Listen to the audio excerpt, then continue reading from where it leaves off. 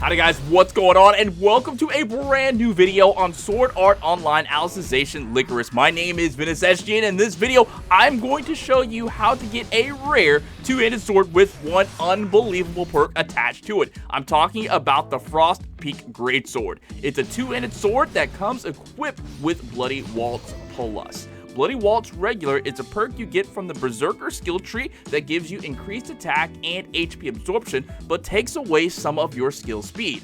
The plus version of this ability erases the minus to skill speed.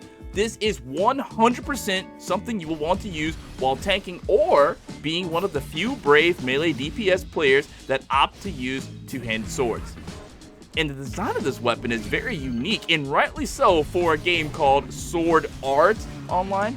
Alright, so to get this weapon, you'll need to head to the Wrath Empire to the west and teleport to Mildea Plains to the teleport location seen here.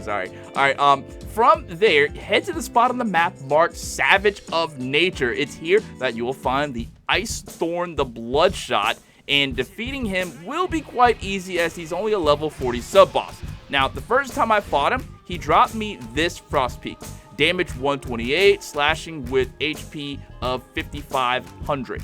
Sacred Arts damage 36, and Bloody Waltz plus the perk. Now, I'm not quite sure why this two-handed sword grants a Sacred Arts damage boost, as the perk Bloody Waltz plus is clearly meant to use for melee fighters. Now, FYI, the perk needs nothing to activate. It's always active when this weapon is being used. At least that's what my chat told me. If we later find out that this is wrong, blame them, not me! Alright, so when I got the sword, I was pretty hyped, so I upgraded it in the weaponsmith to +5, raising its damage to 155, and apparently also boosting the Sacred Arts damage to 46 in the process.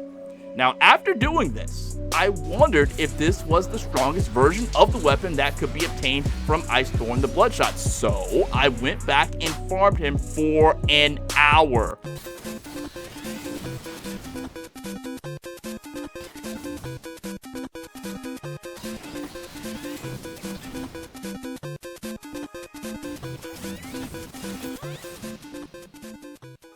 I did this by teleporting and defeating him and getting the drop, viewing the stats, and closing app, because waiting for this thing to respawn is literally an exercise in patience.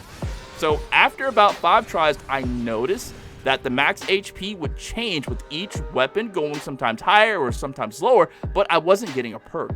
It was like at the 10th try with still no perk that I went back to my original recording to see if I did something different in the fight itself to get a perk to drop on the weapon, because I thought that all you really had to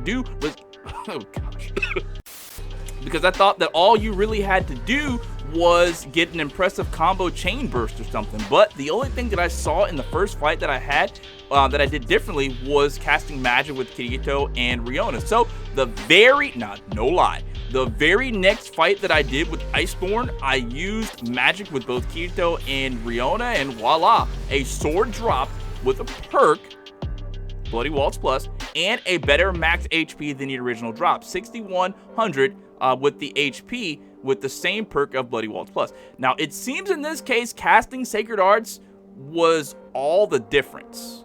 I imagine that there is some secret unseen checkoff list that the game keeps track of to meet the requirements of a specific drop. Now, I'm not sure if this is actually true or not, but it worked, alright? Now, if this video was able to help you in some way, shape, or form, please show your thanks by hitting that thumbs up button. And if you have a question, please feel free to ask it down in the comments, and either myself or someone with Gosu level knowledge of the game will answer you. And if you have any advice to offer up, do so in a kind way. Don't be a dick about it. Just be nice and leave your comment and your information, because I always love reading the informations to help me play the game better. And I'm pretty sure there are other people out there who love reading the comments to get information as well. Thank you guys so much for watching, and I'll catch you next time.